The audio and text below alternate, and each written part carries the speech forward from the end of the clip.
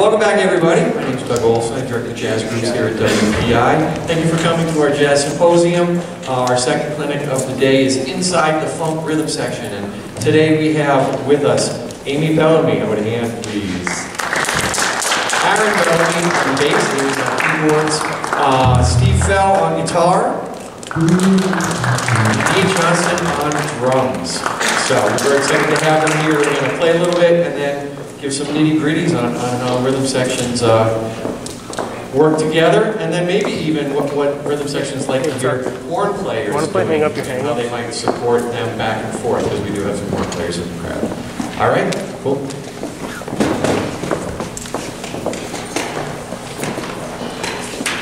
Professor, thank you all for sticking around. All right, so we're coming from the opposite approach now. We were talking about the horn playing over the rhythm section. And so now we're going to talk about what we're thinking about when we're supporting the soloists. Do we have, how many drummers do we have in the audience? Questions?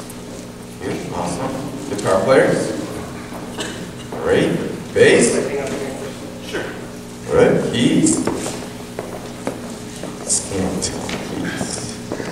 All right, so that's our, this is your core rhythm section instruments: drums, percussion, bass, guitar, keyboards, and we're going to kind of walk you through our approach to comping behind the soloist. And it's very important that we're talking about it in a funk context. So the most important question to begin with when you're talking about funk is, where does our foundation, what artist in particular, what one artist does our foundation of funk come from? You're saying it. Be brave. Who's got it? I heard you guys saying it around.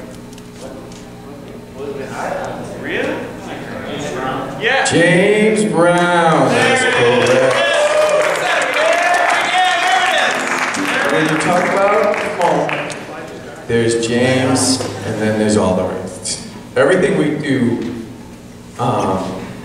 in the idiom, essentially, it's like the Beatles and pop music. Anything that came after the Beatles and pop music is related to the Beatles, right? So, as far as the drum grooves go, as far as the bass grooves go, as far as the comping goes, it all stems from your knowledge of the James Brown book. So, the point being, if you're practicing funk, and you think you're funky, or you want to be funky, if you're not listening and playing to all of the James Brown records, you haven't started working on funk yet. That's where it starts. You have to know all the records. And there's a lot of James made a lot of records.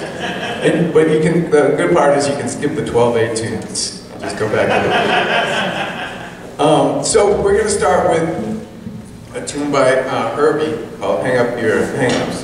But embedded in this tune, it's all essentially James Brown vocabulary. You can hear it all over the place in the tune itself, in the drum groove, in the bass line. There's even a quote. There's like Ain't It Funky Now quote in the middle of the tune. So we're going to hit that, and then we'll just start talking about our roles within the section.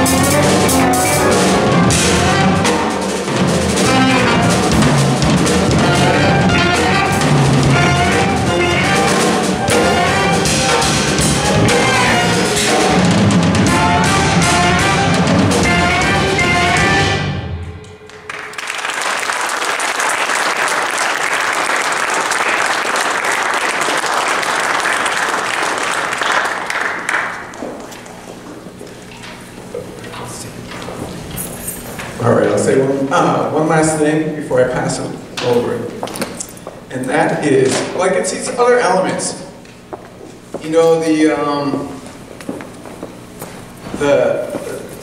inherent understanding is that you're as good at your instrument as you can be, right? We're not really talking about being good at your instrument, so it's like understood. You're at whatever level you're at, we're always working on it, so there's that. There's musicianship, great. But there's all these other little elements that are equally as important because no matter what, you're always at the level you're at, right? And it's not like you're gonna wait to be the greatest ever to start playing with people, right? You're playing with people now.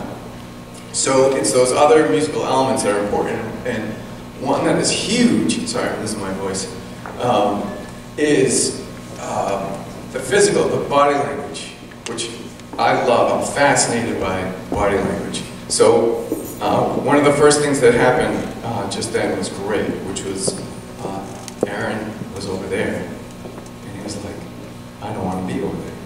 And he walked, that's why he walked over. He just wanted to be closer to me, like to be connected, right? Which is great. I was like, yeah, that's kind of nice. Plus he smells good, so there's that.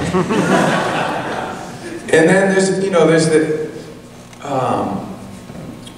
the connecting when you're looking at each other while you're playing, which I thought the rhythm section, you guys, I thought you did a really great job of staying like up and open and present, you know, because you can get in that habit of kind of like closing down and just being your instrument. What am I doing? I hope this is good. I hope I should be playing better than this. Oh, there's other people. All right. And as soon as you start connecting, you relax, you hear more, you hear the collective thing you're presenting rather than just your thing, especially in the rhythm section. You know, unlike a soloist, we are like collectively projecting a thing the whole time, right? No one's really peeking out. We're setting up, you know, especially if a horn player is soloing, or even if Steve is soloing, he becomes the voice, then the three of us are setting the table, and you know, Aaron is moving constantly, you know, he's dancing while he's up here. Drummers are dancers anyway, moving your limbs in time constantly, and you know, Amy's nodding her head, Steve, you know, there's that body movement, that language that's so important, and then there's also like the language of cueing, and what people want, what the soloist wants from you. Like, you could tell at one point, as Steve was going through his solo, not only by what he was playing, but just physically, that he was going to like elevate. You could tell he was going to elevate, which instantly sends a cue that you have to go along with, and that's our job, to read that cue, whether it be sonically or just, sometimes someone will just give you a look like it's pleading, like, please go with me, I'm going to do something, right? And you go. That's completely 100% our job is like support. Creating the groove first, and then you know, obviously making sure that's happening, that's solid, and then it's static to the degree that the groove has to continue, right? We can't be messing around too much because then it detracts from the groove. But you know, we add our thing here and there. But then once that level is set, then it's all about how we can support the soloist. Every soloist that we've ever worked with wants something different behind their solo, which is also fantastic. You kind of have to figure it out. They want more activity, they want less activity, they want more bass, they want more drums, they want no drums, don't play a fill, or you get the stink eye look, this one. I've gotten that a few times. So that's what we're going to be talking about anyway, is like how we view our role, especially behind the soloists. Hope we can bring some soloists up too, and maybe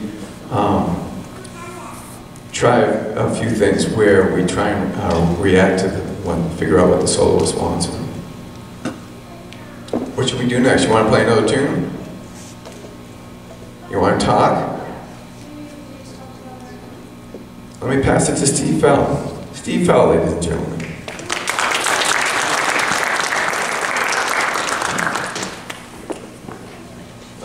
So, yeah, nice introduction by Dean over here, known as Dino or the Ducks, affectionately. But yeah, as far as this instrument is concerned, the guitar, the way I view that is really as a percussion instrument, first and foremost in this context, and also you know, trying to create a landscape. Does anybody in here ski? Anybody ski? All right. I didn't grow up skiing, but my kids, they dragged me out on the slopes once a year, and we actually were skiing. And I was thinking about that the other day. I was going down, you know, fearing for my life and all that, but hoping I didn't break a limb. But you know, the thing that's cool about skiing is that you're improvising as you're going down this slope, and you have this landscape that you're interacting with, and I really view my role as that for the soloist, as being creating a landscape or creating something that the soloist can interact with. So sometimes there'll be a situation where we're playing in a big band and there's a saxophone player way over there, and we're playing in a maybe large venue, and I can't really hear what they are doing, you know? So at that point, I have to use my imagination to imagine what they're playing, and also just create a landscape for them to interact with. So that means rhythmically accenting things. If I can hear maybe they're just starting to take it out a little bit, okay, I'm gonna, like Dean said, support that and help them take off into outer space. But first and foremost, the connection is going to be between all these instrumentalists right here, and as been said before, it's all about laying it down, and you know, this music is dance music, so that's first and foremost, and then you have all these other elements of vibe, you know, you got all these, some pedals and things like that here that create different sounds. So sometimes, you know, it's not always going to be playing rhythm guitar, it's not always going to be solo, and sometimes it's just going to be creating sounds and creating an atmosphere, so that's another element of it. As Dean was talking about body language and being aware of the other musicians on stage is really important. And I'm guilty of this as well, where I just kind of start to just be aware of the musicians and the music on stage. But if I remind myself, hey, look out at the audience, and you look out and you see people that are dancing or people that are vibing with you, that's super important to the music as well, because it's a back and forth communication. So, you know, sometimes I'll be on a gig and I might just find that one person that's sitting there in a chair against the wall and be like, that person is going to be dancing before I leave this gig tonight, and just put all your energy into that to get them up. It might be, you know, somebody's grandma that's just sitting there and, you know, she's tired or whatever, and you just lay it down, and all of a sudden she's up there doing it, and then you're like, yes, all right, I did my job tonight. But that's about it. Does anybody have any questions regarding anything guitar related? Yeah. There's a solo you want to play on the chord. Yep. Yeah. How do you decide which chords you play? Well, I wasn't really deciding anything at that point. You know, when I'm playing, when I'm soloing, I'm trying to not really decide anything except just kind of go with it. But I do like to fully utilize the guitar. You know, I don't like to differentiate between now I'm playing rhythm, or now I'm playing lead, or now I'm playing single notes, or now I'm playing chords. It's like there's a lot of different textures here that I really, you know, still am exploring and trying to pull out of the instruments. So yeah, when you know, whether it be like if you listen to somebody like Wes Montgomery in that kind of context, he would play like single notes, and sometimes he'd play octaves, and that's a different texture. Sometimes he'd play chords, that's another texture, right? So trying to mix those different textures, and it just gives me more elements to work with, and it also, you know, can signal to the rhythm section, the rest of the band. If I start laying in some chords and start, you know, moving things around a little bit, that as Dean said, you know, trying to elevate, try to take it to the next level. But basically, I think about chords in two different categories, as being stable or being unstable. So when I start to move things around and start to get a little bit more chromatic, I'm using a chord that I've found that's a little more unstable, that lends itself to moving it around, you know, like something that maybe has some intervals that are going to create a little bit of a dissonance there that makes it easy to move around. You know, if I'm just laying on a regular major triad, you know, maybe that's pretty stable. That doesn't really want to go anywhere. But if I play something that has some kind of intervals that are kind of creating that little bit of friction, that wants to go somewhere. All right, mixing the two, obviously. But any other questions before I pass it on to? Right over there. You're playing with a keyboard player and a guitar player. Yep. How do you find your voice and stay on? Good question. Great question. Fortunately, I play with Amy Bellamy all the time, and she's super awesome. And I'm fortunate to play with a lot of really great keyboard players. And yeah, you got to listen, find the space, and fill it, or not fill it. You know, leave some space for the other instrumentalists to fill as well. But it's really about a conversational thing that happens in a rhythmic context. Harmonically, we do a lot of things where we'll stretch it out. We'll take it, you know, when it comes to a one-chord jam, it doesn't have to stay on that one chord. There's like that's the bass line. It can stay there. That's totally cool. But it can also go some other places as well and add some other colors. So I feel like if I stop thinking about things in terms of a chord and think about it more in terms of a sound, then it really frees me up. And I know Amy's got an awesome harmonic language. She's able to do a lot of different things. And sometimes we can get to these places where we're starting to take it out of whatever key or whatever place we're in. We're no longer playing just E minor. We're playing all these other things. And again, it's not like we have to play the same exact thing, but we have to play things that work together or things that don't work together and then resolve them. So it's just, you know, listening for that space, listening for the color and the chords, listening for the rhythm, feeling the rhythm, vibing together. And yeah, that's one of the things that I really enjoy with playing with this unit is my harmonic interaction with Amy and what we're able to get into with that type of thing. Any other questions? No? I'm going to pass it over to Aaron Bellman.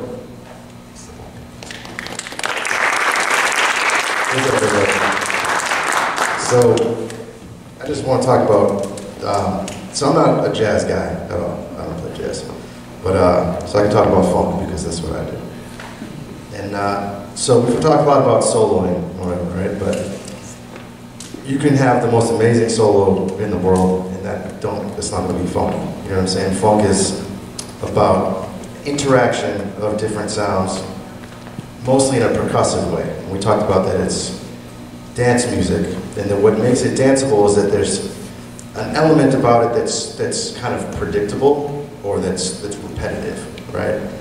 And so if you go back and listen to like those James Brown records, like Dean was saying, and you listen, it's not like a big unison riff. It's like the bass has got something that kind of locks up with the drums, guitars in between there, you know, the organs sliding in between that stuff, and the horn section. Everyone's got their own little space, but they keep doing it.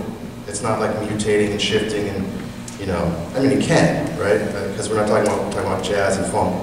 But when something's funky, it's when everyone's laying in their part and it all locks together in a way that's like got some depth, some dynamics, you know, different layers, you know. So no one person is the main thing, you know.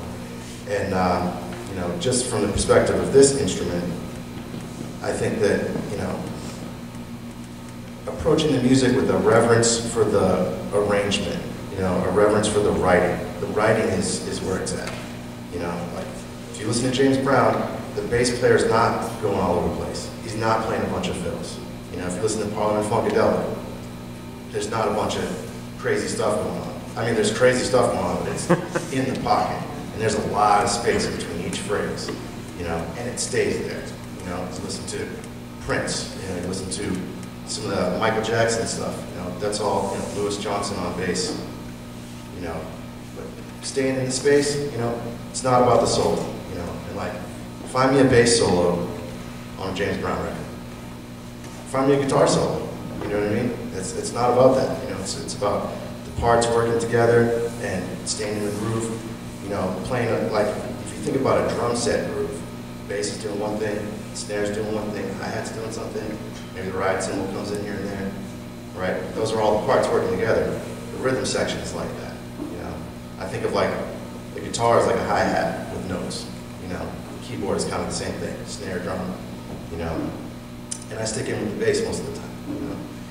And so, yeah, but just letting the music speak for itself. It's not about me, it's not about like the fills I'm playing, it's not about like, you know, it's not like a free form jazz odyssey. I don't know. But yeah, just sticking in there and let it set itself up and let it stay there.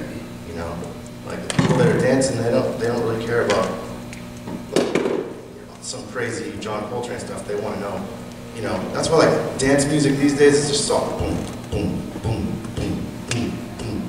It just keeps going because people know, oh, that's where the beat is. I feel like this, and it looks like I can dance. You know what I mean? You know, but so funk is kind of the same thing, but you could be a little more imaginative with the rhythm, you know? So that's all I gotta say. Thank you.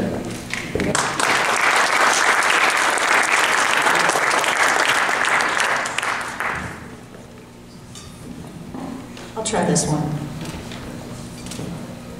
How you guys doing? How many keyboard players? Just 2? Really? Lots of guitar players though. Okay, cool. Well, I'll give you my perspective on playing funk. First of all, you got to know how to say it. It's with an O. It's funk. Everybody practice. Funk. Yeah. Even though it's spelled with a U, it's with an O. Also, the first 3 letters of funk are F-U-N. You got to have a good time while you're playing this music. It's really important. If you're not having a good time, you're not doing your job. And also, you got to fix whatever's wrong with that. If you're not enjoying the environment or who you're playing with, or even what you yourself are contributing, then you got to find a way to figure that out. Because I think I played for a long time just kind of in my own little zone and not really being aware of, you know, what's going on around me, like really listening. So you have to kind of give yourself to the music in that way and make sure that that's at the forefront of what you're doing. So most of what I was going to say has already been said, but I can add a little bit from a keyboard perspective, and then maybe we can demonstrate some of these techniques again, just to kind of break down what we were doing up here, and then maybe some of you can join us or something like that. So with groove music, for me as a keyboard player, I approach it completely differently than I would playing jazz. Jazz is about being imaginative. I'm not saying that funk is not that, but it's about changing what you're doing and adapting and constantly, you know, being creative and exploring and all of the different things and rhythms coming in at once. But funk is about a repetition and finding your spot in the pocket to sit there and to not be afraid to really do that same thing over and over again. I ask my students a lot, I'll be like, okay, play a phrase and then play it again. Literally, the same phrase, and they usually can't do it. Like they'll change one little thing about it. And I'll go, no. Play it again, but play it exactly the same way. And it's really hard to do. So you have to like spend a lot of time just, you know, grooving in the pocket. So one of the reasons that I brought this instrument here is clavinet. For me, as far as from a keyboard perspective, clavinet is the funkiest keyboard instrument as far as I'm concerned. A lot of people think it sounds like a guitar, but if you know, there's been a lot of talk about James Brown today. There's not a lot of keyboard in James Brown, if you think about it. He played organ sometimes he would play piano, but it's usually 2 guitars. So a lot of what I've spent my time doing is copying the guitar parts on those albums. And in a way, I think more like a guitar player. In fact, sometimes I get hired to act as the guitar player on gigs. I'm not joking. People will be like, can you just play the guitar part? And I'm like, okay, I'll do it on clav. All right, yeah. And so I'm thinking more rhythmically than I am harmonically sometimes. So like the tune that we just played had like 2 sections in E minor. That was more of a fusion-y funk tune. It's not like straight ahead funk like James Brown or Parliament, but it was more Herbie Hancock from those fusion years. So there's a lot of space and there's a lot of opportunities to stretch out in different ways. I think we also kept our solos a bit shorter than what we would do live, because we're trying to keep it succinct just for today. But if you notice, Steve set it up, and then I was trying to find a space to complement what he was doing. One thing I used to do when I was younger, and you know, having the privilege of playing with all these great guitar players, I'd be like, oh, I can do that too. I'm just going to imitate you. And then I'd play exactly what they were playing, which is kind of annoying when you think about it. It's like if you're talking and someone's saying the same thing you're trying to say just a second after. It's kind of annoying. It's not a conversation. So what I try to do is listen to what the guitar player is doing and then find my own little spot there that's, again, repetitive and in the groove. Can we just kind of demonstrate that? Would you mind to like set it up like you did, and then we'll kind of, just for a second, show like that interplay? Say too? Yeah.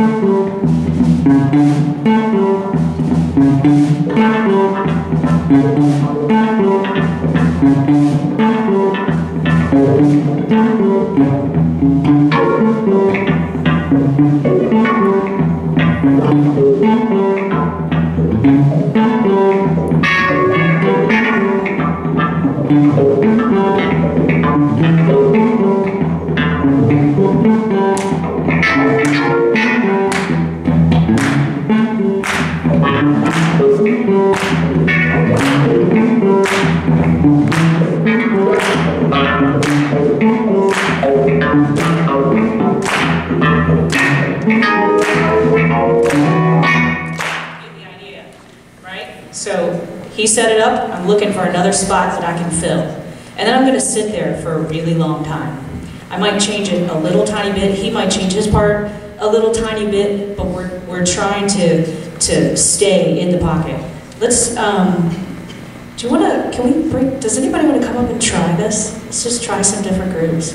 Any guitar players or any keyboard players want to come up and try to play a clav? It's a different style of playing.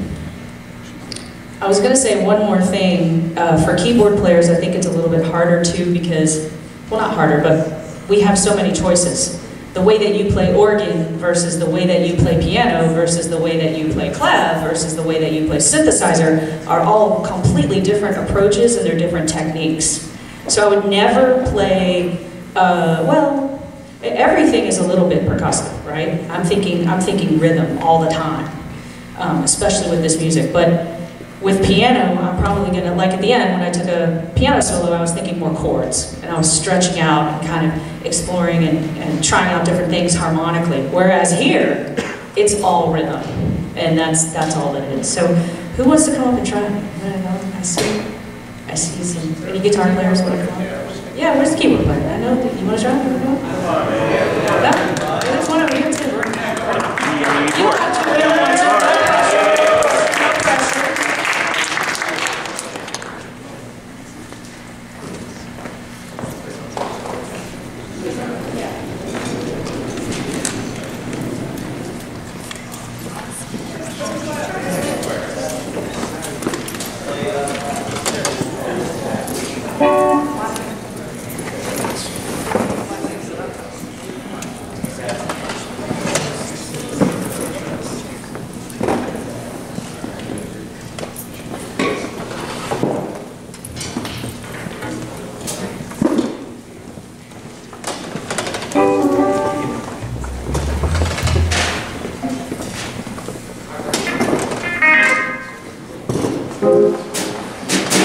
Tune you guys know? You can change up the tune for the repertoire. Okay.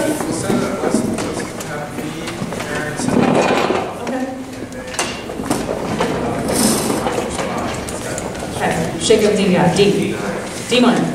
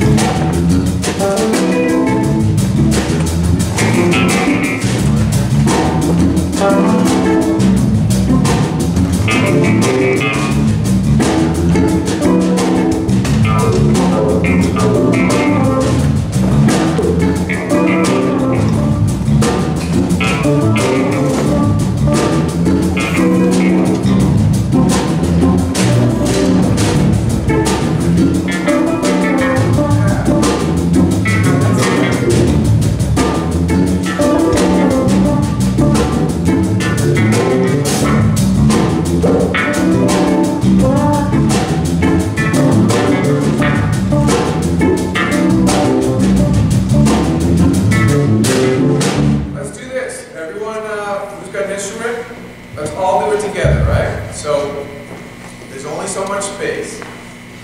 So find your spot, play 1 or 2 notes, don't play all over the whole thing, and see if we can collectively just just play the same part. It's not solo. Find your part, collectively make the key happen. Well, and after, don't have to do it once, just listen, and this guy comes in, this lady comes in, piece by piece we'll build it. 1, 2, 3.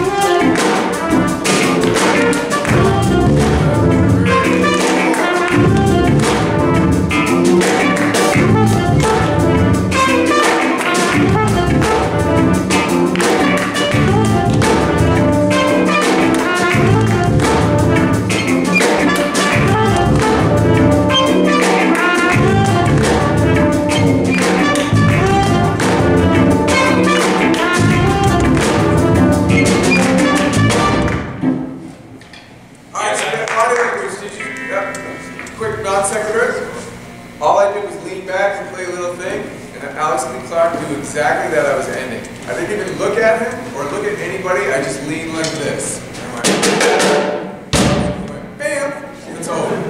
Walking all body language. But anyway, now notice how long it took to develop that, right? Everyone was a little shy. Where do I put my clap? Is it 2 and 4? Should I clap somewhere else? I don't want to pick up my horn. But after a while, it starts to sit, and that's an element of funk. Just you have to sit on the stuff, you have to find your spot, and then you have to stay and make it really feel good. And the longer you stay, the deeper it gets. That's that's the pocket. Can I make an analogy?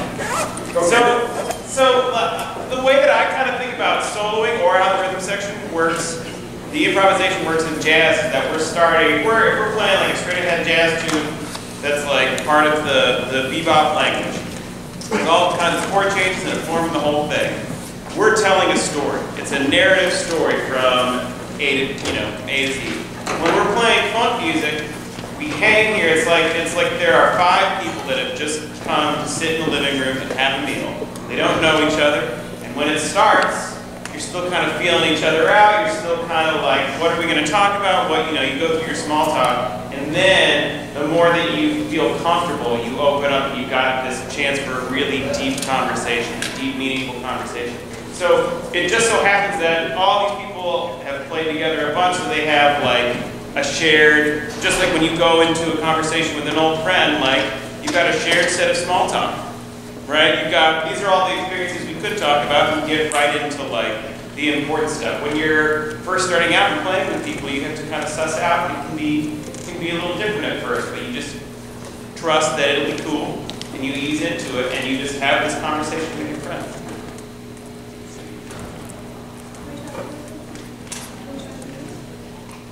What was that? Can we try that group again and maybe add a soloist? Yeah. And have the rhythm section work on responding to a soloist? Yes. Yeah, I think so. I don't know about, what do you think, Pascal?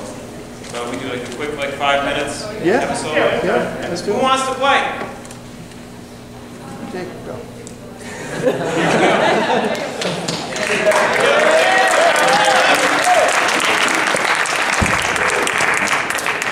You want to set it up 13? Yeah. Well, basically, we won't get crazy. Solos obviously can take many directions, but let's just, the standard direction the solo is going to take is up, right? Solo is built for the most part. So what we'll do is we'll start a little small. The soloist starts a little small. You know, get comfortable, obviously. You're not comfortable right now. We'll settle in, and then we will take very small steps individually to make it grow.